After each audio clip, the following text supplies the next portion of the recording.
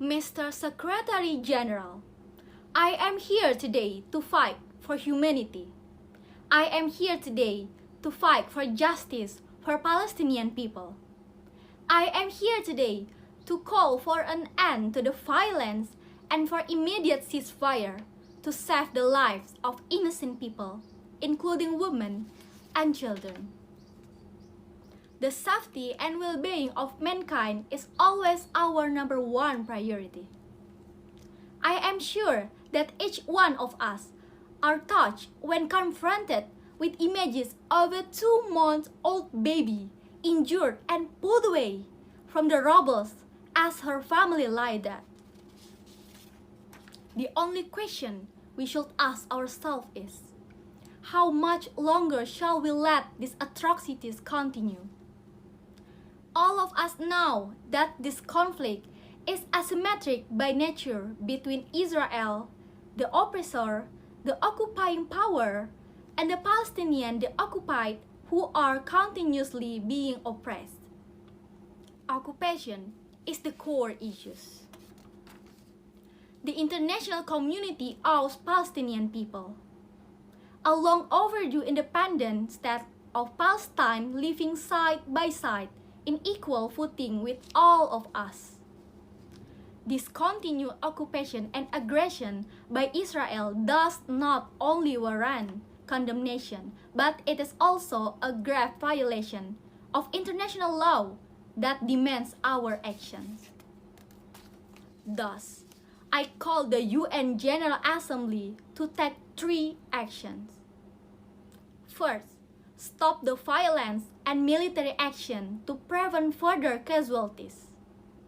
At the same time, the General Assembly should demand for an immediate, durable, and fully respected ceasefire. All avenues must be exhausted to de-escalate the situation urgently, as we also support continued and relentless effort by the Secretary General. Furthermore, we must be able to prevent future recurrence of the atrocities.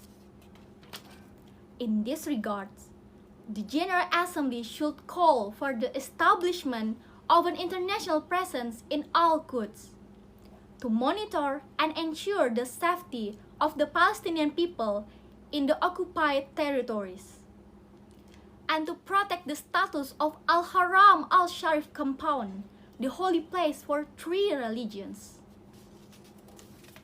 Second, to ensure humanitarian access and protection of civilians. Our ultimate responsibility is to save lives. And every minute we spend here deliberating could mean another Palestinian life lost. I call the General Assembly, together with relevant UN agencies and other actors, to step up efforts in providing humanitarian assistance to the affected Palestinian people.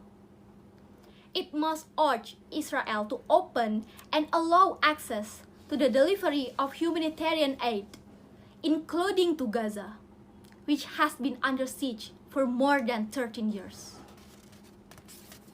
Third, pursue a credible multilateral negotiation.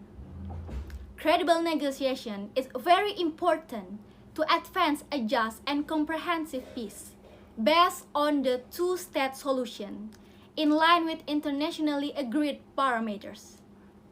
The General Assembly has moral and political responsibility to ensure that peace negotiations take place. We must put a stop to the asymmetric efforts of the occupying power. They may leave nothing left to be negotiated. We must not allow the Palestinians to have no other choice but to accept injustice for the rest of their lives. Therefore, we have to stop this injustice now. We have to continue our support to Palestinians to get their independence and justice. Mr. President, in recent years, during the COVID-19 pandemic, we witnessed the erosion of trust in multilateral institutions. Today, We hold this meeting with one main purpose: to ensure that justice prevails for the Palestinians. This meeting will be seen as a litmus test for multilateralism. We must remain committed and stand united in our effort against all illegal acts of Israel towards ending the occupation in Palestine. We have to act now together. UN has to act now. I thank you.